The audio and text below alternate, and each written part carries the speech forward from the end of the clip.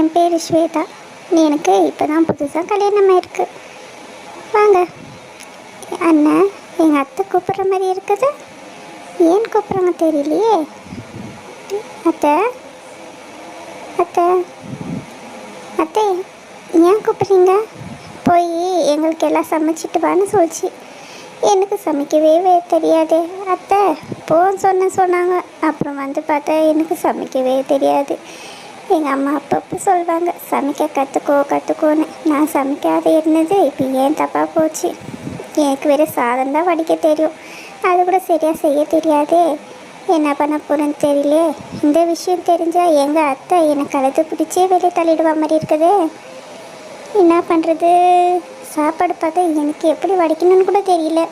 எங்கள் அம்மா சொன்னாங்க, செஞ்சு கற்றுக்கடின்னு. நான் போமான்னு இருந்துட்டேன். இப்போ ஏன் அவசியம் யாருக்கு தான் புரியுதோ தெரியலையே. சாதம் வேறு என்னாச்சுன்னு தெரியல, கொலன்னு குழஞ்சிடுச்சு. அத்தை, என்ன வெறும் சாப்பாடு மட்டும் இருக்குது, குழம்பு எதுவும் இல்லைன்னு கேட்டாங்க. நானும் எனக்கு தெரியல அத்தை, இவ்வளோ தான் எனக்கு தெரியும்னதுக்கு அவங்க பையன்கிட்ட சொல்லிவிட்டு, பையன் எங்கள் மகனே பார், நீ வேறு கல்யாணம் பண்ணிக்கிறியா பார் அப்படின்னு சொல்லி என்னை கழுத்தை பிடிச்சி வெளியே தள்ள பார்க்குறாங்க. அதுக்கு எங்கள் வீட்டுக்காரரும் சரிப்பான்னு சொல்லிட்டாரு. என்ன பண்ண போகிறேன்னு, அத்தை விடுங்க அத்தை விடுங்கன்னு கத்திட்டு இருந்தேன்.